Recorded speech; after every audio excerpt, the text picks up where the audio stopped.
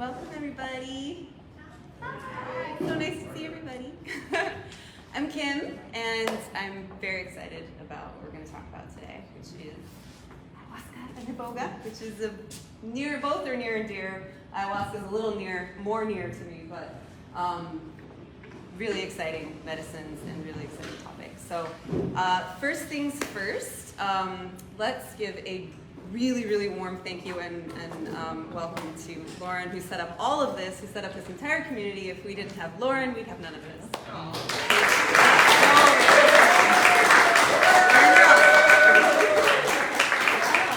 Really grateful.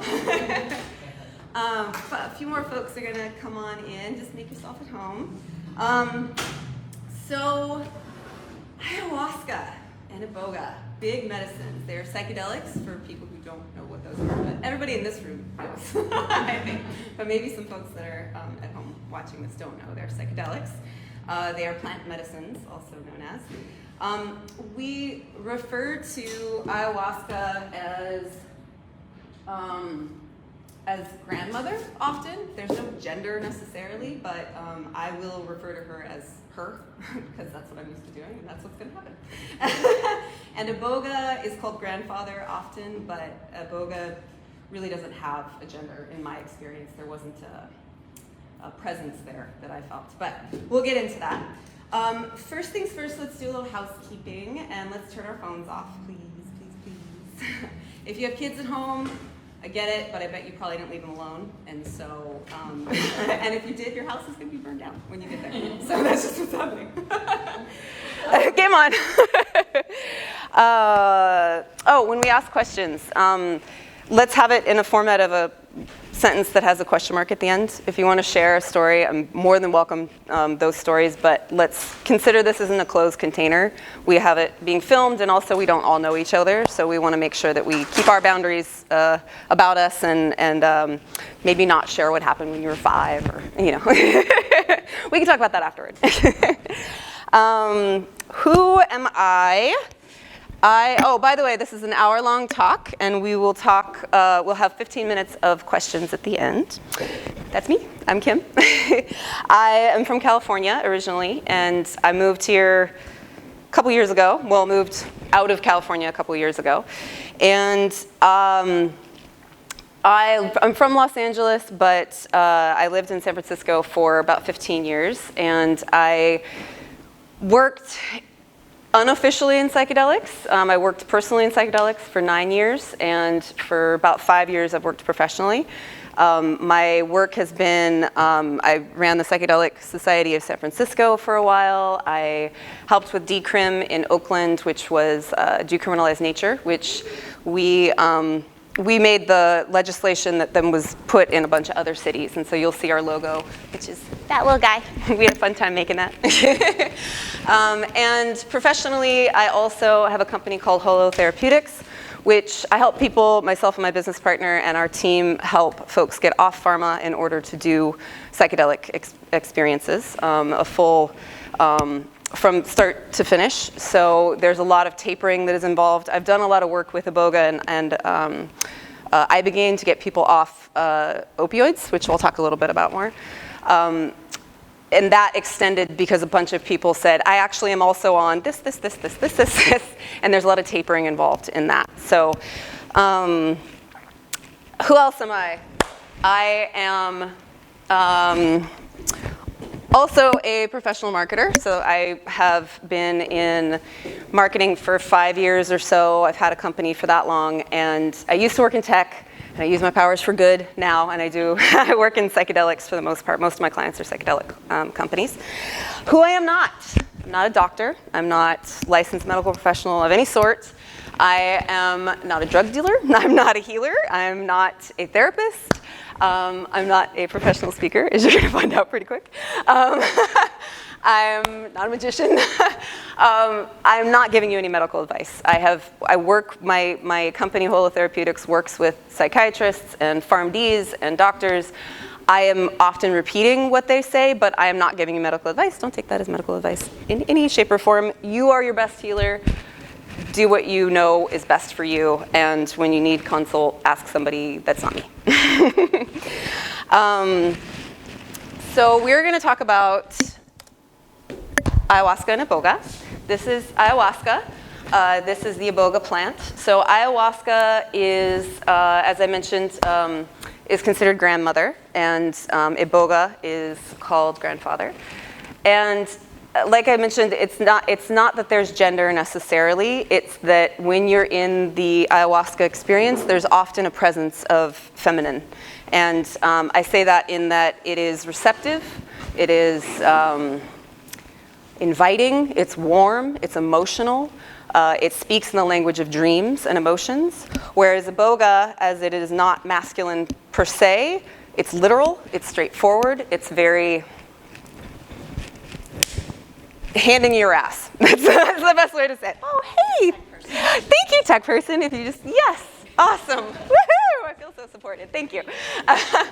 So this is the ayahuasca vine, which is also, I brought a little piece with me. So this is a cross-section of the ayahuasca vine. And ayahuasca, what you drink, which this is ayahuasca, is a mixture of a MAOI, which is the vine itself, a monooxidase inhibitor, and a plant that contains DMT. So what we have is a bunch of DMT-containing plants. This is chacruna, which is oftentimes what people know as it's chacruna and the ayahuasca vine. That's usually what people think of when they think of the mix, the brew. It's the most gentle in my experience. It has NN-DMT, if the folks here who know what DMT is. So it tends to be a little bit like take your hand and guide you into an experience, whereas some of the other DMT-containing plants like mimosa, which for those that have smoked DMT, this is usually what it's extracted from, is the mimosa bark. And it's dark is the best way to describe it. There's a lot of darker colors that you're experiencing. Sometimes it gets a little illusionary and a little dark. We'll just say that. Heavy, yeah, that works. And then this is chalipanga. Chalipanga is my favorite mix in the brew because, come on in, you're okay. So chalipanga actually has 5-MeO DMT as well as NN-DMT. So for those that have smoked the toad, bufo, they know that if you smoke too much, you might white out, which is a possibility. There's a lot more white brightness in 5-MeO. These are, DMT is something that exists in our body. Again, not a medical professional. I've never dissected a pineal gland to see if it like squeezed out DMT, but they say that's where it is. And also in our lungs. And so I think we could go to the next slide. Thank you. Oh, yeah, we'll just pause. So when the reason you mix these two plants together is that if you just drank a brew of a tea of DMT, you would not be able, your digestive system would not allow you to process it, or it would just go right through you. The MAOI, the ayahuasca vine, allows your body to process it and have an experience. Another MAOI is Syrian rue, which these are the seeds of Syrian rue. Some people will do what's called psilohuasca, which is Syrian rue and psilocybin mushrooms. And what it does is it extends and lengthens the experience of the DMT. So if you even smoked DMT, you could take what's called harmala alkaloid, which is present in DMT, or excuse me, present in the ayahuasca vine and Syrian rue. And it will slow down the experience. Instead of 15 minutes, you might have 45 minutes to an hour long experience. And it also makes it more navigable. And the ayahuasca experience is 6 to 8 to 10 hours, depending upon how much you drink, and depending upon what is in it. Like I mentioned, chalipanga is something that I personally really like. But I'm one of those people that really likes to just work for it. So there's a lot bigger experiences in there. There's a lot of rich visions. There's maybe a little bit more what I would consider an angular sit, where with chacruna, you're kind of moved through in a dreamlike space that allows you to navigate it and go, oh, I want to go over there now. Oh, I want to see that now. Whereas chalipanga might take you. And it might be a little more abrupt.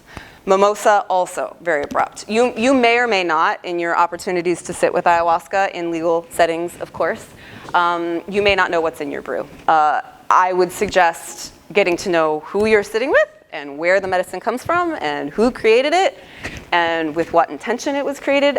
My experience, I've sat with ayahuasca dozens of times, and I can feel the person who made it in it. And that's good and bad. So you want to be really respectful of the medicine itself. Of the psychedelics, ayahuasca's the most jealous lover. That's the best way I've described her, and it's been described to me.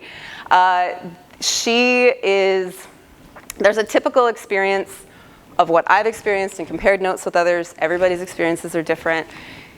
There's usually an introduction to the medicine when you first come in. It takes about an hour to hit, and you get to see some interesting visions that may or may not make any sense to you. My first sit was, it felt like it was entertainment, and I was like, this seems weird. It was very,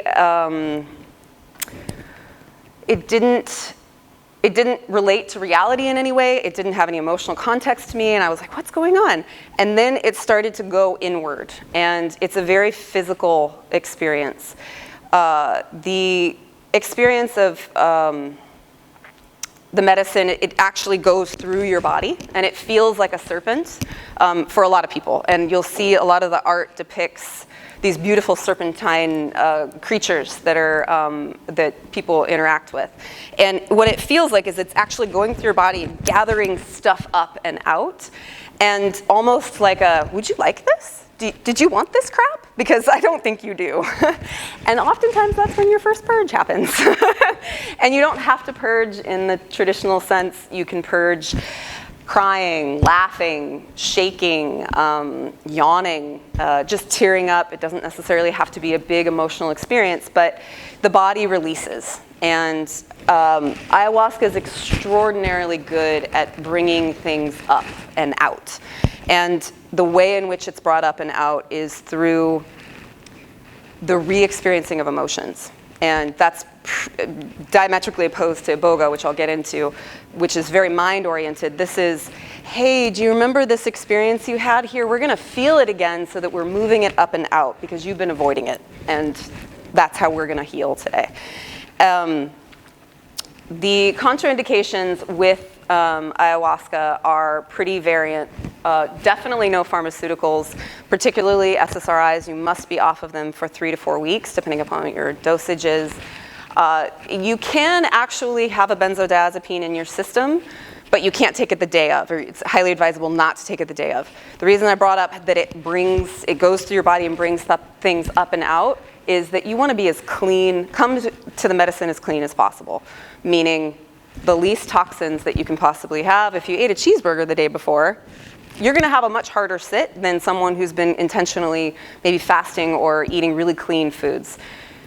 She is the jealous lover in that she does not want to work harder to get her work done in you. She's there to heal and move things up and out, and if there's stuff in the way, toxins or really challenging foods to move through your body, if you're pushing your emotions away, she's gonna push back. So one of the other foods, pretty important in general, but one of the things that you want to make sure that you avoid is foods containing tyramine, which is an amino acid. That's any of the fermented foods, so definitely no alcohol. Alcohol and cannabis are both fat soluble and should be avoided for several weeks prior. Tyramine is present in meats and cheeses, a lot of meats that are preserved.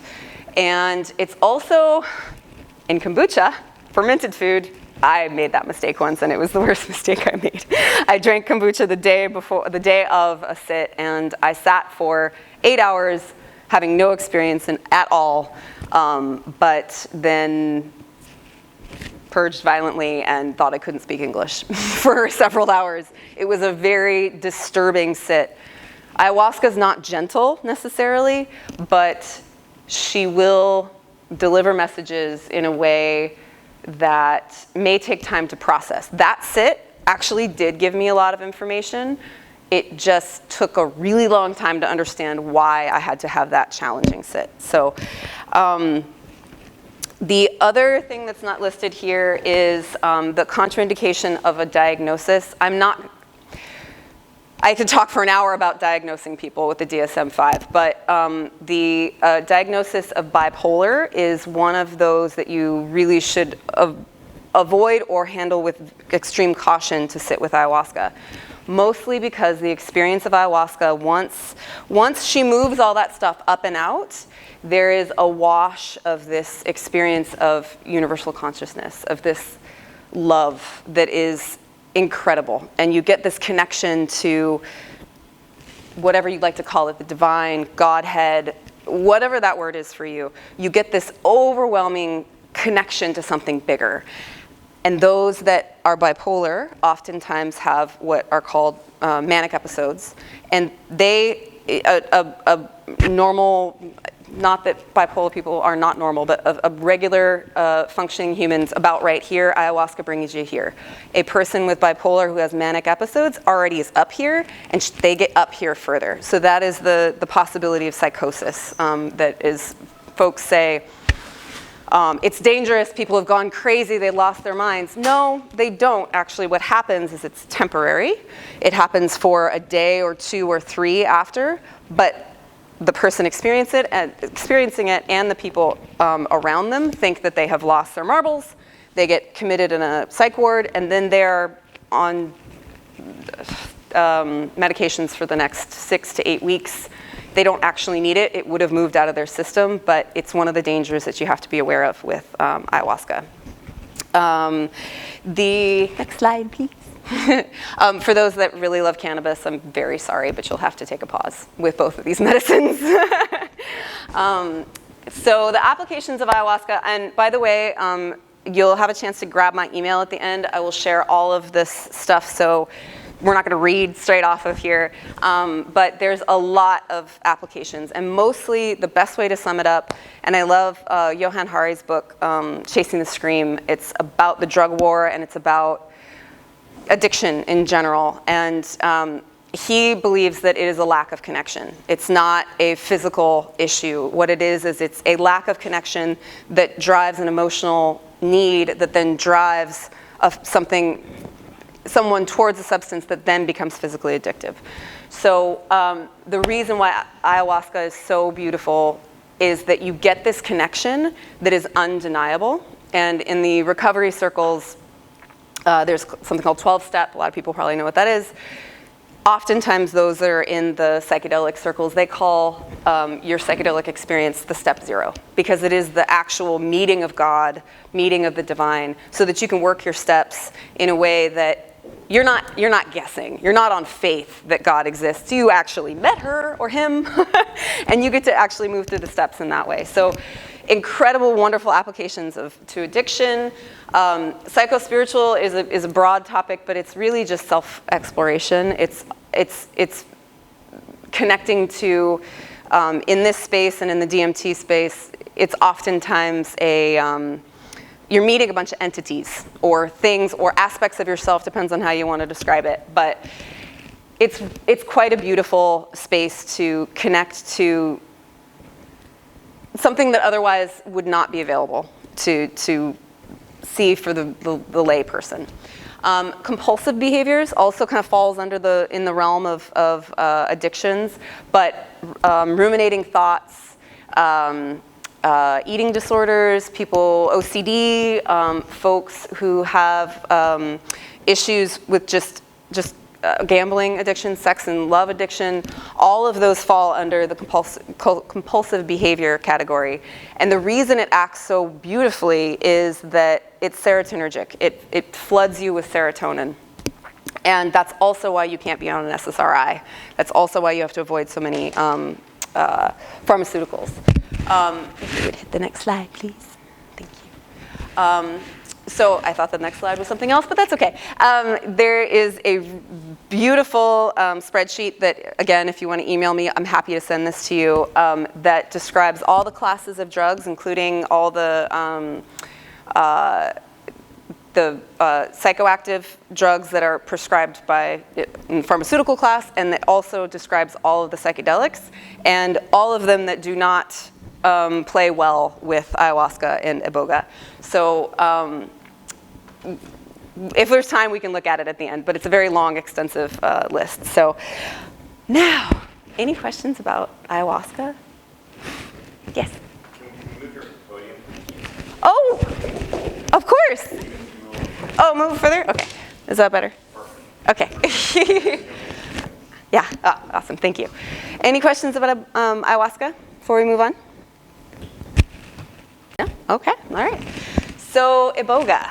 Iboga is let's see. We'll start with, these are the Bwiti at the top here. The Bwiti are a tribe in Gabon in Africa, and they use Iboga as it's not in their daily lives, but they're conscious of it every day of their life. The Bwiti are a tribe that is completely separate from regular society, aside from the fact that a lot of Westerners have gone to work with them and in order to deal with their addictions, to experience Iboga. The Bwiti study life. That's what they describe their experience of what they do. And Iboga is the plant itself. These are the seed pods here. What you're consuming with Iboga is the root of the plant itself. So you see these beautiful seed pods. It takes 10 years for the Iboga plant to mature to a point where the root is ready to be harvested. And they're very mindful of their harvesting practices because it's a necessary part of their everyday life. They use it when a baby is born. They put a little root bark in the baby's mouth. When they're ready for their initiation from boyhood to manhood, the boys are all sitting. When the girls are ready to transition to womanhood, they're all sitting with the women in the tribe. And they use it for not only initiation, but also rites of passage. And for times of needing answers about what is happening within their tribe or in the world. So Iboga is diametrically opposed from ayahuasca, that is this warm, mothering experience. Iboga has this sense of urgency because it's a stimulant. If you wouldn't mind, next one. Thank you. There is several different parts of the plant, and we'll get into that. You never consume the Iboga seeds, but if you look really close, they look like little brains.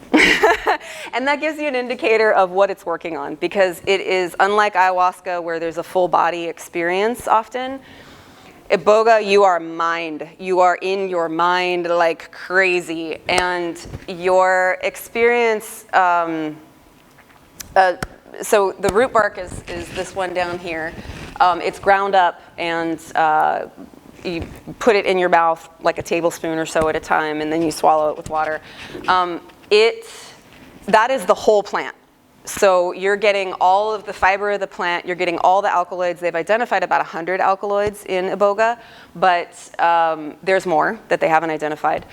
You get the whole kit and caboodle in the root bark, which also means that it tends to also be really hard on your digestive system. My first sit, I had it for about 15 minutes before I got to see it again. So I didn't have an opportunity for it to stay in my system for very long. However, I still had a full sit of 13 hours. It is a very extensive experience. It will stay in your system for up to 72 hours. And the root bark it was fast. It hit me really fast. It came in within 15 minutes. I was fully aware that I was going in. With ayahuasca and DMT, we had a wonderful conversation about the sound vibration that happens often when you come into a DMT space, which is like it's a low hum.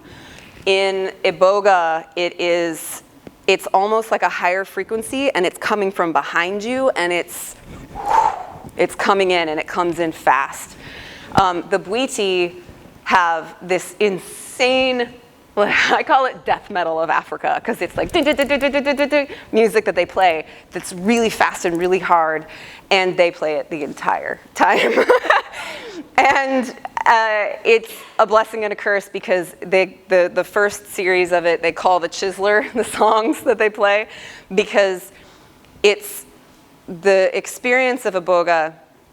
It comes in and, okay, be real with me. Everybody's drank too much wine at some point in their life, or alcohol at some point, and you get the spins, right? It's usually around one axis, the axis, right? With Iboga, it's like 8 axes, and you're spinning. For the first time, it was 13 hours. The second time, it was 45 hours. And it was very discombobulating, and for a really good reason. It's almost like it's ripping apart all of your habituated ways of thinking, your patterns, your life experiences, and make it a big soup. And so the root bark came in very fast and hard for me, and it was very cleansing. Like I said, I've sat with ayahuasca many, many times. I've only sat with Iboga twice, so I'm very new to that. I have worked in the field for 3 years in terms of helping people get access to it. I've worked with people, helping them do educational events about Iboga and Ibogaine, but my direct experience is only 3 months old, so I'm just a little baby. The total alkaloids is another way to take Iboga, so if you're familiar with DMT, you can extract DMT from mimosa with an acid base wash, and then it makes a liquid that becomes a crystal. That's the exact same process with total alkaloids. You're doing that with the root bark, and you're creating a liquid that becomes a crystal that is then put into pills. You usually have almost all the alkaloids, although some things are broken down in the process, but you get the majority of the alkaloids, 100 plus that we don't even know. Ibogaine is probably more familiar to a lot of people, especially in the opioid community, because all of these reset your opioid receptors. Ibogaine is favored because it is a single alkaloid amongst the 100, and it is predictable. It's about 13 hours, and 12 to 13 hours. It does not have the root bark fiber, so your digestive system is not as taxed.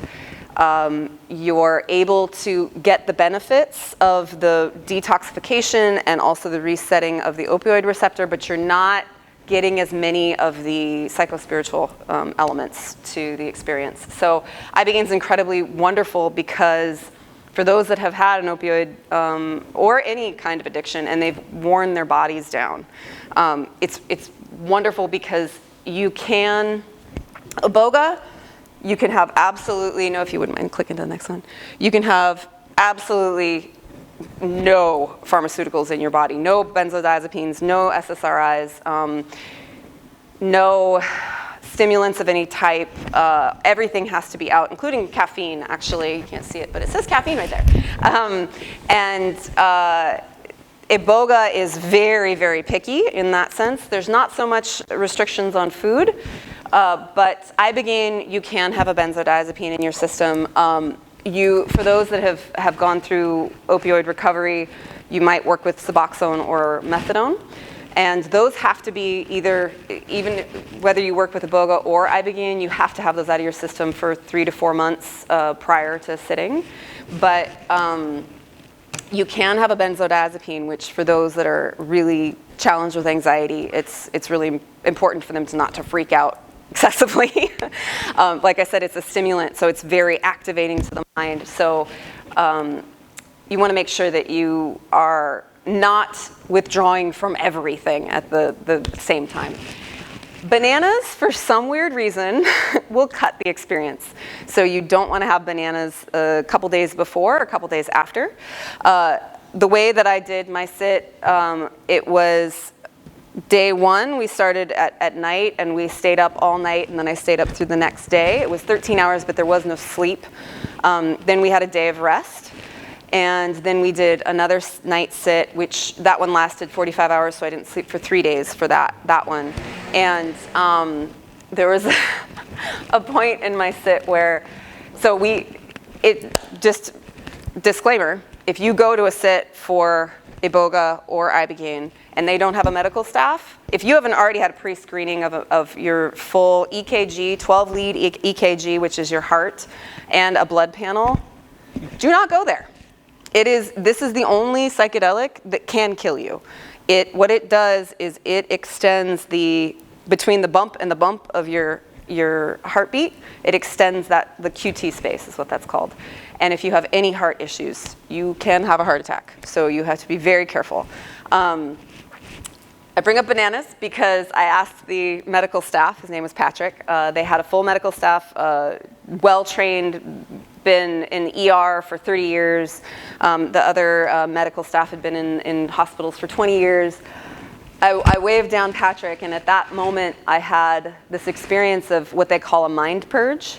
That moment, for 3 hours, I had this experience of this mind purge, which, as I mentioned, you're spinning the whole time. And there's visions that happen, but they're very, very literal. And the visions are, as I see everyone in this room, those are the hallucinations. You see humans actually in front of you, ones that you know or you don't know. They're not cartoons. Sometimes you see cartoons. I didn't see cartoons, but for the most part, they're very, very literal visions. At that time, I was having it was a sort of blur to my memory, but it looked like puzzle pieces that were coming together and then wiping away. For 3 hours, it was happening. And what they described that to be, it happens to a lot of people. It looks different for most people, but what that is that's actually the time in which your habituated patterns are being broken and being wiped away. And it was very challenging to sit through. And so I asked Patrick, hey, Patrick, do I need a banana? And he took my vitals and said, no, you're okay. I said, have a banana? Please give me a banana. Please, God. It was really hard. It's not an awful experience. It's hard. Ayahuasca is hard. Getting out of bed is hard sometimes. But these medicines challenge you in different ways. And for me, ayahuasca is this beautiful opening, whereas Iboga feels like being chained to a meditation cushion for 45 hours. You are going to face yourself over and over and over and over again. And it's very confrontational, and you don't get off the hook. And you're smiling because these two have experienced IBD. The other contraindication is cannabis, and it's not for the same reason. So I liken the experience of ayahuasca and cannabis as two very strong females in the same room. And if you've ever seen that happen, they'll love each other or they're going to hate each other. These two hate each other, and so you don't want to put them in the same room. Iboga being masculine-ish and cannabis being feminine, they actually work incredibly well together because they enhance each other. You don't want to enhance a flood dose. So oftentimes people who may either have not had their bag checked or have not had a proper supervision during their sit, they'll go back into their room and they might smoke some cannabis, or they might have an edible. You get thrown right back into your journey and you're gone for another 40 hours or something. So you do not want to consume it prior or after for at least a week minimum on both sides. But truly you want to keep away from it ahead of time so that you have clarity of mind. Also, as I mentioned, cannabis is fat soluble, so it might sneak up on you. So let's see. What's the next slide? Let's find out. Oh, applications, right. What do you use Iboga for? Already discussed a little bit about what the opioid receptor reset is like. If you've abused opioids or you've known or had a loved one who has, the withdrawal is awful, but it's only about 2 to 3 days. But if you have abused them long enough and your receptors are blown, your skin hurts. You have no protection from pain. And so that's actually the part that most heroin addicts or folks that have abused variants of opioids, they go back because they're just in pain. And they're in emotional pain and they're in physical pain. And so they can't take it. They might have kicked several times, but it's amazing actually, the way in which it resets a wide berth of neurotransmitters. There's serotonin that it resets, dopamine, which is your reward system, which is incredibly important in addiction. Your acetylcholine, your norepinephrine, GABA is all reset. These are all neurotransmitters that are responsible for your sleep-wake cycles, for your mood, for your emotionality. All of these things are incredibly important. If they're all over the place, then you're probably all over the place as well. And Iboga, the biggest gift that it just keeps giving is that it stimulates neuroibogaine in the liver, which naturally exists, just like DMT naturally exists in our bodies. Neuroibogaine is produced in the liver, and you get a ton of it, and it is stored in your liver for 3 to 6 months. I'm 3 months out, I'm still feeling benefits every single day. The benefits that are so radical and different for me are that I have gone through addictions in my own life, and my experience has been that when you have an addicted mind, no matter what the addiction is, you think about that far ahead of your face. And you're thinking, for those that are doing short-acting drugs, you're thinking, when's your next hit? Or if you're somebody who was pretty high functioning, I was pretty high functioning alcoholic. Thank you very much. Nobody knew, but I thought a couple months ahead of time, maybe. I am now thinking of how my nephew's son is going to have access, or daughter is going to have access to these medicines, and I'm making sure that that's possible. I'm doing and thinking in the process of lifetimes rather than a couple months. That's brand spanking new for me. And for people, generally speaking, we're not exactly rewarded. Our media is not rewarding us to be out of crisis mode much. And so these medicines are so amazing to offer a different perspective. Above and beyond that, there is also incredible applications for compulsive behaviors, just as ayahuasca. Same reason in a lot of ways, because they're usually because of serotonin issues. But above and beyond that, the Bwiti, the way in which you are introduced to these medicines, the Bwiti have a particular way of doing it. And I sat with people who are Bwiti trained, and they've been working with the Bwiti for about 10 years. And they journey you, which is what they call it. Whereas I mentioned ayahuasca, you can ask questions of that medicine, but you're going to get a weird, dreamy response. In Iboga, you actually have a list of questions that you're going to ask the medicine, and the person who's journeying you whispers in your ear, okay, ask this question. And you get a literal sentence answer. And it might come from your soul. It might come from an ancestor. It might come from a passed away loved one. It might come from someone in this realm that is still sharing the 3D with you. But you get this opportunity to have direct relation with another person that gives you answers about what is the great mysteries of life. You can ask what the meaning of life is. It'd be interesting to find out. Somebody didn't turn their phone off. Oops. So the next slide, please. Yes. So why do we do these medicines to begin with? All of these medicines, they are not to keep doing them. Okay, yeah, I did ayahuasca for 9 years. I did, I'll admit it. But the spans between each sit got bigger and bigger and bigger because I needed more time to understand. There was a small time frame where I was doing it 3 or 4 months for about a year and a half, every 3 or 4 months. But if there's a habituated addictive process applied to these medicines, you're not going to get any benefit. Truly. If you think the medicine is there to do the work for you, good luck. It's not going to do it for you. It's not going to knock the glass out of your hand or the needle out of your arm. It's just not. It's not going to change your life. It's not going to make the next choice for you.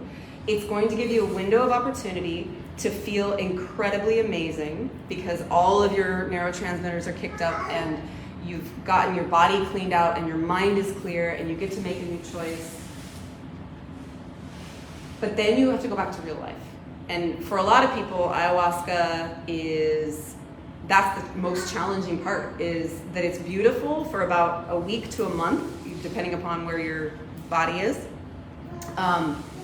But going back to a job after seeing the universe, it's really challenging. Iboga has been incredibly, weirdly productive for me in strange ways, but it's also, it doesn't do the work for me. I still have to meditate every day. I still have to get my ass up and do the things that are going to make my life different. And the way in which we approach these medicines, the way in which we approach, it reflects the way in which we approach our lives. So if you're finding yourself hopping from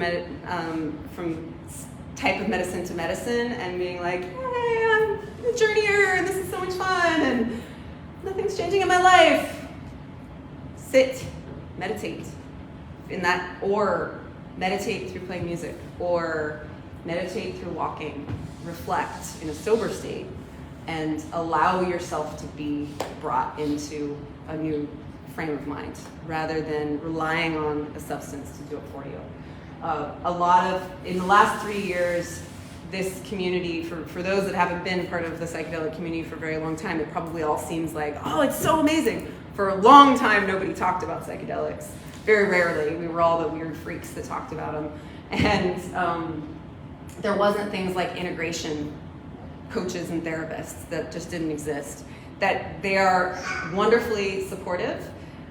You ultimately are your own healer, but you sometimes have very challenging sits. If I had somebody to ask and say, why on earth did I think I couldn't speak English for several hours? They could have helped me figure that out. That sit itself took me 2 years to understand. And that's just part of it. It's a process. We're not meant to be in these medicines forever. We're not meant to rely on them, but they open the doors of perception. Just like Aldous Huxley. Thank you. That's one of his books from the 70s. The beautiful part is that we have access to these now. The challenging part is there's a lot of people who may or may not know what they're doing in terms of those that are helping people sit. I will let you choose who you sit with. If you would like support, I'm happy to help, but know this, that I'm gonna sound like a giant conspiracy theorist, but the CIA used LSD for a reason, for mind control. You are highly suggestive. And so know who you're sitting with. Know, even those of you that really love microdosing, people take it like a pharmaceutical and go to work. You don't know what you're gonna do at work that day. If you hate your job, don't microdose and pretend like that's gonna make it better. It's really not.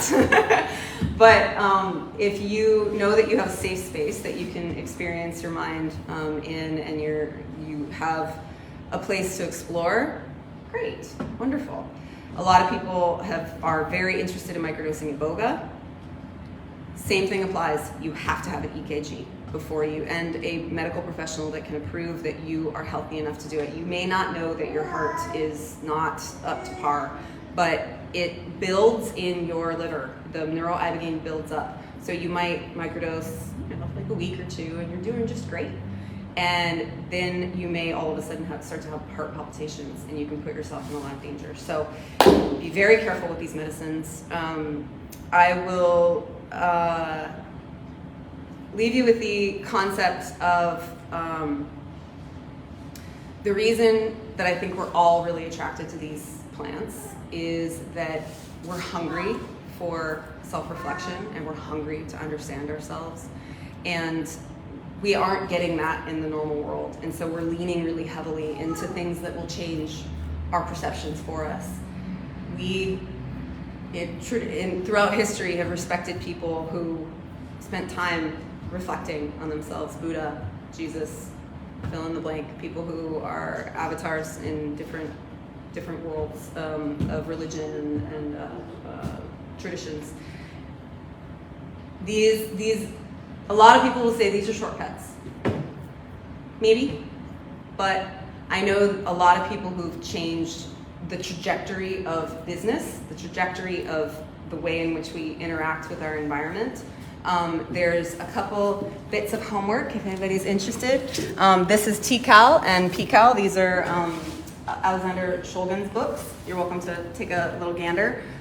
He created MDMA and lots of other fancy fun things.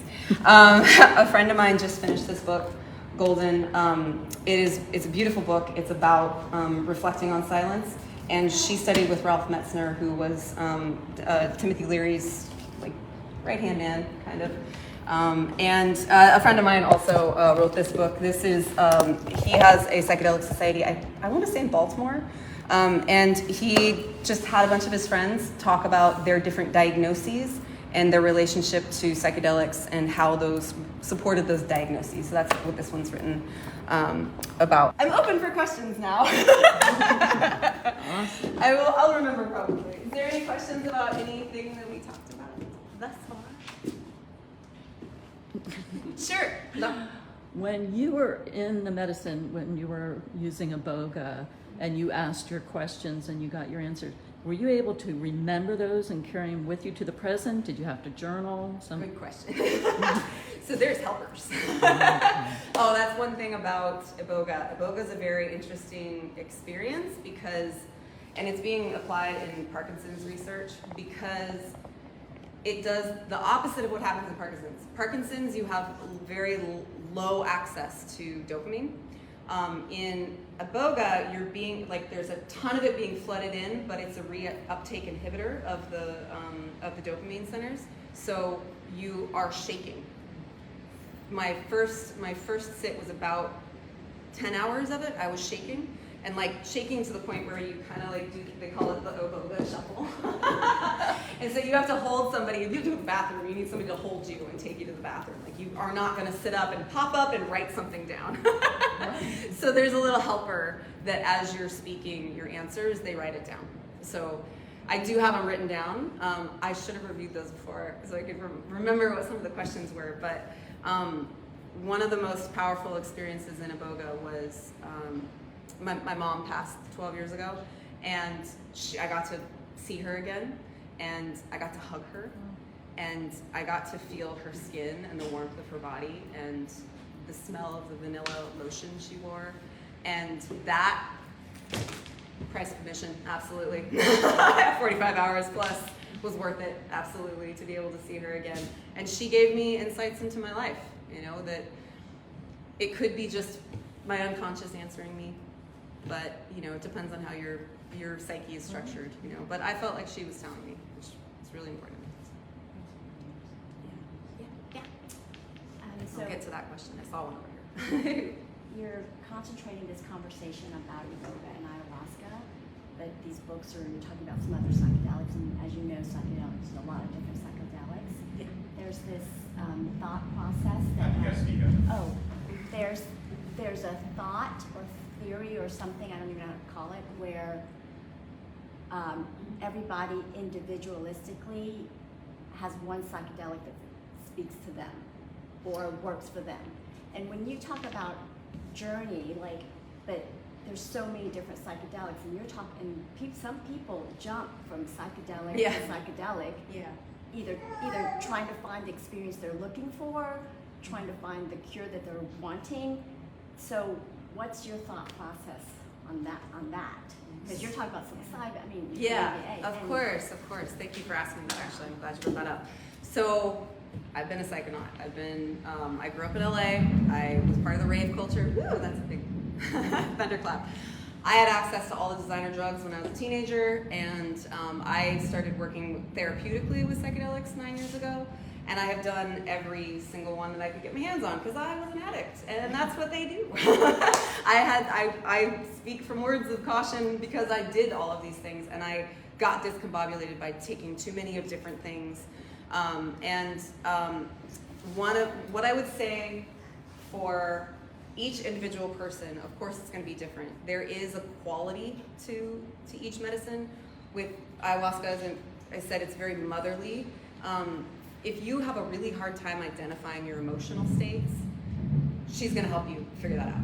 That's if you're a person that is shut down emotionally quite a bit, and you don't feel like you have access in that way, she's going to take your hand and give you that access. If you're somebody who is fighting their mind in order to progress forward in their lives, or the space of changing your habits is because your mind is saying nope. When I quit drinking, ayahuasca was an incredible support. She helped me understand all my emotions. I got them all figured out, but I was still holding on, and I still had that, I could have a glass of wine, it's fine. I read a book that was called Stop Drinking the Easy Way for Women. It's such a lame name. But it basically listed all the reasons that you lie to yourself. And if you lie to yourself, because you're human and everybody lies to themselves, but that's really impeding your life, I would say Iboga would be something that is incredibly supportive. If you are sort of middle of the road, not experiencing beauty, not knowing that, just feeling kind of middle, psilocybin is really accessible and it's really beautiful, and it can support people in a way that it can be kind of measured. It's a lot. You can take a little and have a little experience. You can take a lot and have a big experience. Iboga, you can't really have a small experience. Ayahuasca, you can fight the medicine, but LSD, you can't have a little experience. I mean, you can microdose LSD, but it's still, it really does depend on how courageous you are, how comfortable you are with discomfort, comfortable you are with puking. Some people are really not, they completely avoid some of these for that reason.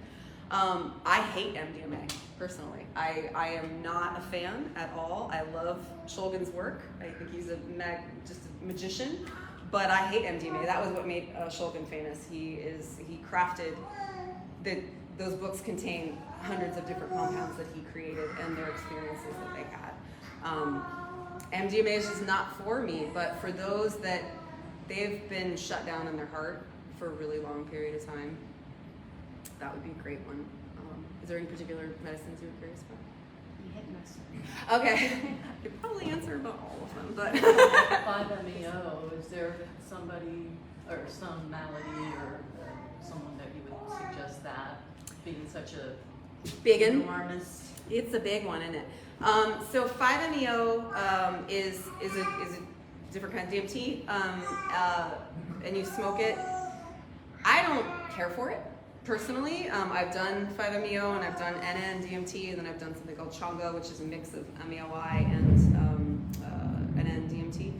And 5-MeO, so there's applications for addiction, I would say, and so they call it the businessman's high for a reason. It's 15 minutes. It's not, and it's not to discount that 15 minutes, because you don't think it's 15 minutes when you're in it. You are way out there. But it is, for me, it's, if you like being on a roller coaster, cool, that one will work for you. If you are not comfortable with the extent of time for exploration, but you're comfortable with like really taking off, helpful. For those that have anxiety and challenges in that world, it's gonna freak them out. It's a little too much for people. There's a company, Entheon, I want to say, Entheon Medical. I spoke with the CEO. He's up in Canada. He's synthesizing DMT for addiction specifically, because sorry, I'm gonna do it. Men tend to like DMT more than they gravitate more towards it because it's harder, faster. Women tend to enjoy the ayahuasca experience. Doesn't mean it doesn't cross over, but it is a very feminine spirit versus it's pretty abrupt. So there is applications also for compulsive behaviors too with 5-MeO, but it's a lot. I know you don't have to raise your hands. I know there's plenty of people who've done that in this room, and it's a big one. So yeah, there was a question somewhere over here a minute ago. If you start doing like microdosing, and I keep hearing you start with 4 days on, 3 days off, but that's all I hear. Do you do that for the rest of your life? No. Is that like a month, No. a year? So yeah, that's the funny thing is because it's being put into the pharma model, which is take a pill forever. No, you don't want to do that. So psilocybin, particularly, you definitely you build up a tolerance so that it will no longer be effective. MDMA is the same way. MDMA, it will no longer be effective if you take too much, too often. It's because you're blowing out your serotonin with MDMA, and with psilocybin, it's that your body is like, I'm doing stuff with this. I don't need a big experience to continue to do the work that it's doing. It's helping to balance your serotonin. It's helping. It also, there's benefits of taking psilocybin orally because it helps your gut health, and that's where your serotonin lives and is made. It's down here. It gets worked up here, but it's down here. So it is not meant forever. Absolutely not. Just as I mentioned, becoming the medicine is you no longer need it after a period of time. But oftentimes people want to work with these medicines so they can confront something and get past it. With microdosing, you're not really confronting, you're supporting your system so that you might have more insight, so that maybe you can progress a little this way. And you might have a little bit better attitude or emotional state, and so maybe you're gonna get a little bit further here. It's inch by inch. So, and Iboga, microdosing, totally different animal. Like I said, it builds up in the liver. And so you have to be really careful, and you should have a microdose coach for that one for sure. Psilocybin is pretty benign in a lot of ways, although for those that have accidentally microdosed too much and had to go to work, it's not so benign. So any other questions? Yeah. You mentioned one of the things you avoid is people with bipolar and do ayahuasca. Is it the same? How do people with bipolar react to Iboga? So, I would have to say that I have limited experience in this department, in that there isn't a lot of diagnoses that are avoided, states of mind. So bipolar, so take it out of the Western model, sort of so I one of my clients is a recovery center in Mexico. They do aftercare for Iboga and Iboga, and they use ayahuasca to do so. So they use ayahuasca to integrate the Iboga or Iboga. And they make sure that they do behavioral testing prior to, because it shows the indicators of mania, and what that is an increase of acetylcholine, which is a neurotransmitter. So you can balance that out with amino acids. With Iboga, what I would say is it's not so much an avoiding of a diagnosis. It's making sure who you're sitting with knows how to handle that. So the folks that There are options in both. It may be a good one. It- for someone with bipolar. it might be. So I have a psychology degree. I think I said that. I don't remember. I worked in psychology for a bit. I worked in behavioral as a behavioral therapist,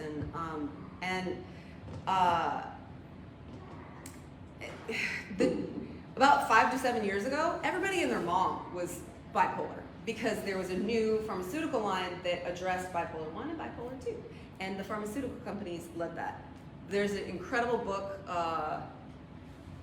about it's a gentleman who was one of the people who was the authors of the DSM, which is the Diagnostic Statistical Manual of Mental Health, or I forget what it all stands for. In the last 15, 20 years, it's mostly been led by pharma rather than an actual real pathway. So getting seen again by somebody who has a little bit more of a holistic perspective might be a good idea if you were diagnosed in the last 5 to 7 years. Because, and there's a lot of ways that you can balance these things without pharma. And so you can step away from that, balance those things, and maybe psychedelics aren't needed. You can use amino acid therapy in order to transition some of these states. So, yeah. Any other questions? Yeah. I was going to say, what about people, or are people replacing an SSRI with a microdose of psilocybin? Are they? Yes. So, again,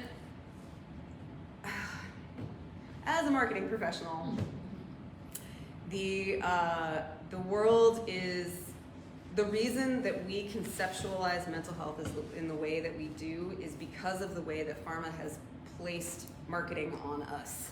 And I noticed that when I was in college for psychology, because I a weird psychology degree. It's a humanistic transpersonal existential psychology degree, which is completely useless, but it was fun.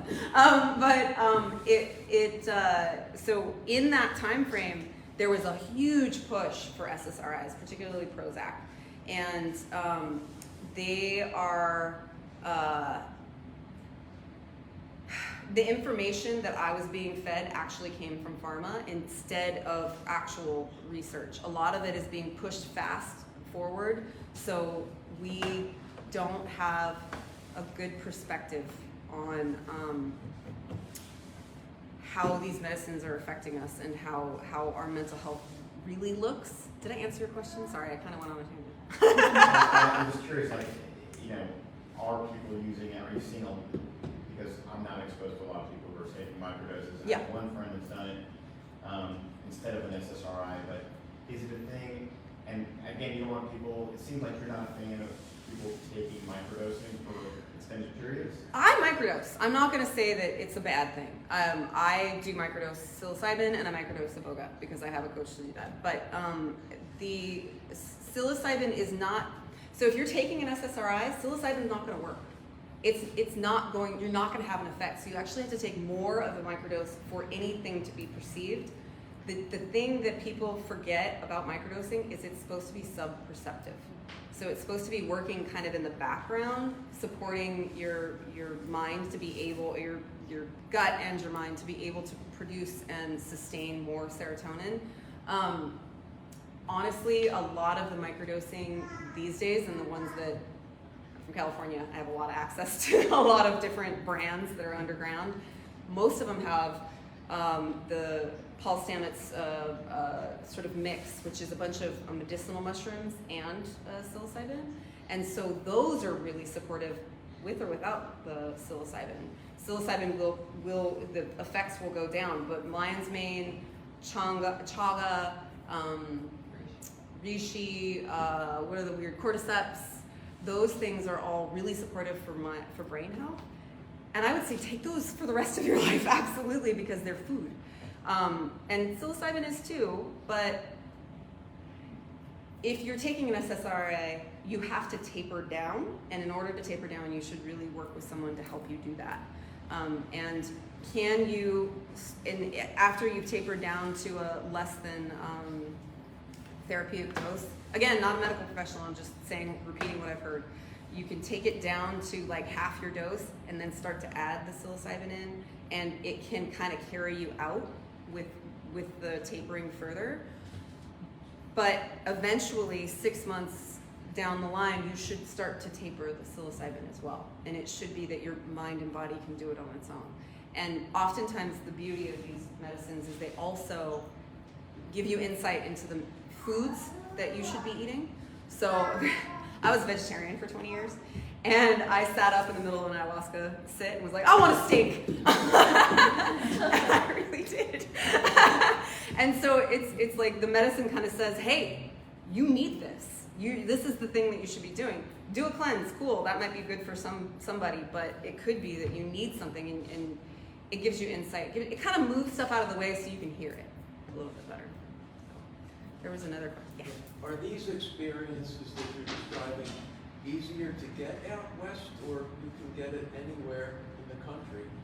You have the right connections. Okay, so these are legal. I should have mentioned that. Everything I have here, exception of this, is legal because they're not broken down and they're in their whole plant form. So here in Florida, there is a church. So ayahuasca has been declared A-OK for Santa Daime. There's another church that I forget the name of. There's several all over the country. Southwest is the one here in Florida, but there's another set. UDD. Yes, UDD, yeah. And so they, actually the woman who wrote Golden actually is a part of that church. Those are, because it is the religious practice, you can go and do an ayahuasca sit. Iboga, completely illegal, but you hop over the border in Mexico and it's legal. It's in gray area in Mexico. In Costa Rica is where I sat with Iboga. It is legal-ish. It's more legal and accessible. In the United States, it's hard because we're still in that place of you have to go the black market route. Please, for the love of God, don't go on Instagram and buy Iboga. You will have so many people on Facebook and Instagram trying to sell you psychedelics. Please don't buy their psychedelics. You have no idea what's in them, particularly Iboga. But psilocybin, you can tell it's a mushroom, but you don't know that that is a psilocybin mushroom if you have no idea. But there are legal access. They're getting closer in Oregon. We're working on it. We're trying to decriminalize here in a red state. That's not easy. But we're working on it. You can go to Jamaica. Jamaica is just wide open. Come do psilocybin. Come do anything you'd like here, because they're trying to bring tourism in. But it can be done in the United States. It's just with caveats. Any other questions? Can you give me an example of what doing the work is when you're working with any of these medicines? Absolutely. Yeah, so in the medicine or outside the medicine? Oh, good question. I'll give you an example of both. Yes. So in the medicine, in ayahuasca, for instance, I am like, I would battle her so hard and I would not want to experience some of these things, and some of these emotions would come up. And sometimes what it looks like is a giant monster that's going to come eat you. And your person you're sitting with will say, let it eat you, because you're avoiding that experience. And usually it's in the form of an emotion in that state. And so it is through the acceptance of the emotion and allowing yourself to feel it. So if you're pushing off the tears or whatever, it is inside of the medicine. That's what it's asking of you, is I'm bringing this for a reason. Inside of Iboga, one of the guys I sat with, he was being journeyed, which is them asking the questions. And he's like, I'm listening to you, but I've got this lizard, and he's hissing at me. He's right here, and he's been there for 3 hours. and the guy who's journeying him said, tell him to go away. He's like, you can do that? And he's like, yes. So in Iboga, it's set your damn boundaries. What is it in your world that you are not discerning? That's the beauty of Iboga, to me, is it's the discernment. The ayahuasca is just bringing in this beauty that is like all-encompassing. Iboga says, yes, no, yes, no, no. You get to sit in the medicine and go, I'm not doing that anymore. I am not doing that. And that happens I'm still doing that. I'm still discerning things in my life that I'm like, I'm not spending my time on that. Nope. And before it, I've been like, all right, I got some time, you know. Outside of the medicine, similar but different. If you are avoiding an emotion, it is very much like, say you are, you had this really big opening, and then you come back into reality, and in the experience of ayahuasca, you felt this fear rise. And you were like, yes, I conquered that fear, but then it comes back. It comes back in the form of, whatever you were afraid of. If you're afraid of your boss, or you're afraid of your worries, or, it comes back up. Instead of the norm, which is, I'm going to continue to push that away, it is an act of consciously accepting that emotion and saying, yes, that's okay, I'm going to do that. And then if it's fear, what's the opposite of fear? The opposite of fear, joy, exuberance, whatever it means for you, and define that for yourself and say, how do I get there instead? That seems to be, that's like just an emotional literacy tool. That's just like, do you know what you're feeling? If you feel happy and sad, and those are the only two emotions that you've identified, get a dictionary and just start reading what emotions are. And like, quite literally, I did that, and I've done that, and it's very helpful. Because did we learn that in school? No. We learned how to sit down and shut up, and we really didn't get a chance to have that literacy, truly. So, and there's a lot of other tools that integration therapists will work with, and those that don't know what an integration therapist does versus a therapist, you're not going to dive into your childhood with an integration therapist. You're going to say, there was a monster that was going to eat me in my psychedelic journey, and I want to see what other monsters are in my normal life that I'm avoiding so that I can see, this brought it up for me, it's now out to light, and I want to work on that. Yeah. Any other questions? I have no idea what time it is. Yeah, what's that? I have a question for you. As far as like psilocybin goes, have you ever had any experiences with like anybody that has used it specifically for like brain regeneration, for like TBIs and strokes and stuff like that? So there's a lot of research. So the deal is right now the research is out. There's Canada is trying to lead in that department. Canada seems to be leading in psilocybin because they made the laws so that they're allowing a lot more of the research to happen. The United States, because of MAPS, is really trying to lead in MDMA research. They're still doing a lot of it here, but the laws are hard.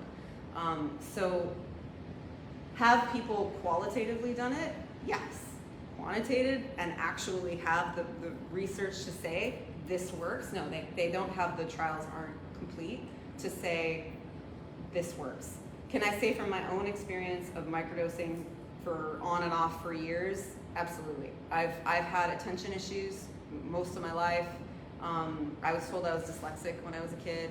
I wasn't dyslexic. I had crazy, challenging upbringing that made it so that it was hard for me to concentrate. So I actually wasn't dyslexic. I couldn't read aloud. I could read to myself because I didn't want anybody to hear me. And so the process of making those connections again was literally just reading aloud. I like to read T-call to myself out loud because it's like storytelling time, but it's also, I do it on the days that I microdose so that I'm actually making those connections and I'm making myself more comfortable. And it's also kind of like desensitization in a way of making that, making those connections within your mind. So you can do it with or without psilocybin, but in terms of actual research, can't say yet. We're just not allowed. Yeah. Any other questions? Ooh, we got a good storm. I don't have any idea what time it is. It's 13. Okay, good. Thank you. That was actually so much more than I imagined. I've learned so much. I really appreciate that. You did a fantastic job. Thank you so much.